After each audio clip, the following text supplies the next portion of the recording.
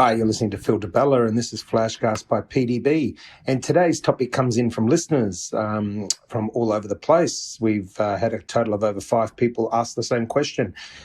Tell me a bit more about being versus doing. So today's FlashCast, I want to cover the art of being more and doing less.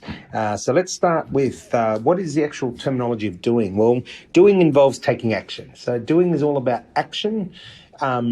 While we're in a state of doing, we're performing. We're doing something, we're performing a task, we're taking action. And of course, we're told from early on to action, but we'll address that soon.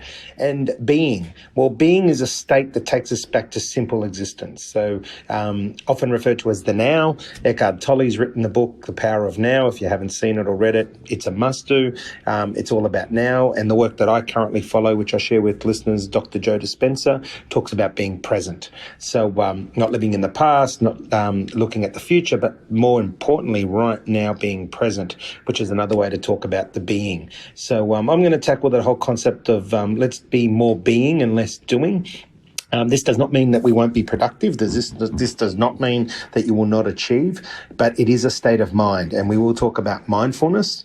It's all about being mindful that you want to be present. And we'll be talking things such as about consciousness, where consciousness is all about being. It's all about being present, being in the mind right now. Of course, there's times we need to be looking at the past. There's times that we need to be looking at the future, preferably more in the future, but we also need to be in the right now, in the being. And so, being more and less doing. And we're told everyone's busy. They're busy doing. They're busy doing this, doing that. They're busy taking action. People that work the extra overtime are the ones that succeed. Well, it's been proven that this is wrong. It's not how many hours you work. It's how productive you are. And I find the people that live more in the present, people that are much more conscious of it being in the now, are those that are a lot more productive. And this is how the two modes work together. So I'm a big believer in more being and less doing, because ultimately what happens is the more you be, the more you do. And I often say, talk as much as you want, but do more. However, I believe that the people that are in the present, the ones that are mindful and present and are living right now, actually perform better because they are more productive. And it's not about the hours that you work. And I've been there when I've worked over 100 hours a week, and I was actually more productive when I was doing 30 to 40 hours a week because I was getting more done, because I was more conscious, I was more mindful of what was happening. People ask, what's the difference? Well, the being versus doing is a balance so powerful in our lives that people have written, many things on the matter. Even back as far as Shakespeare, he wrote about it in Hamlet, where it contemplates whether to take action or to let go completely. Unfortunately, the letting go for Hamlet was all about suicide, and we don't want people doing that. But it's something that's been around for years and generations, where, people have struggled with the concept of, do I do more and take action, or do I let things go and be in the now? I like to fuse the two together. I like to say, well, the more that you can be in the now, the more that you can be present and conscious, the more that will actually get done. Because whilst you're in the now, you're planning for the future. And that's probably the common denominator of this flashcast is being in the now, being present. The purpose of that is so that you can actually plan for the future.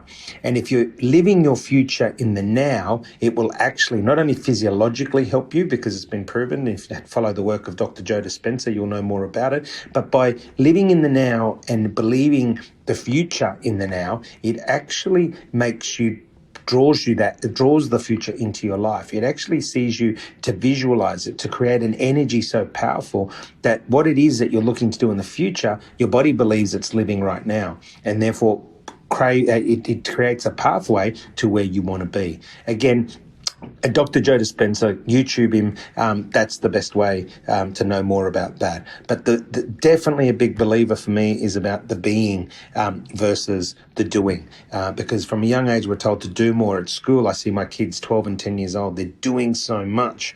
They're involved in everything at school. They get told to be an extracurricular, which I think is important. However, it's important if they're also stopping, pausing, and being. and that's something that both my wife and I encourage to our children at an early age, is to stop and be, to feel those emotions, go through those emotions. Now, something I want to share with you is a few ways that you can spend more time being versus doing. In today's society, there's this crazy madness, and it's spilling over to the children also, that we think that there's this need, because there's constant change. We think that there's this need in relationships, jobs, possessions, education, even status in life, which everyone seems to be striving for, this status and notoriety. All this competitiveness is causing anxious and stress. And it's all based around this concept that we're told to do more rather than be. So here's some of the ways that I want you to think about where you can be more, or stop doing and be more. It's up to you how you want to present it to your mind, but this is some tips for you. Decide what is most important to you. So get a pen and paper, and you'll hear me say that a lot, pen and paper never lies, and decide what is important to you. Prioritize what means most to you. And I break that down to personal, professional, and family. Prioritize what is truly important to you. The second is, it's your choice to be happy in every moment. Happiness is a choice. Your state of mind is your choice. You choose whether you allow others to infiltrate that or whether you choose to be happy. It's hard to be angry when you put a smile on your face. Try it. But it's your choice to be happy in any moment that occurs. 3 is embrace your strengths. Make sure that you grab your strengths and you celebrate them and you believe in them. And when you think about your strengths, it should put a smile on your face. And you don't need others to tell you about your strengths. It's about you loving your strengths and really believing in them. The other one is to reside right now with an open heart. You need to reside in the present. You need to be conscious of the present with an open heart. Open heart means full of acceptance. Open heart means that it's all about love and forgiveness and understanding. Right, which leads me on to number 5. Don't beat yourself up over past mistakes. We all got to learn from mistakes, not beat ourselves up from mistakes. It's important that we constantly reflect and are grateful about the past, and that we don't beat ourselves up, yet set ourselves up for success in the future. Let the being be the doing. Now think about that. Let the now, as I said earlier, let the now be the future. Let the now create the doing. Let the now, in the now, you create your future. That's what you need to do.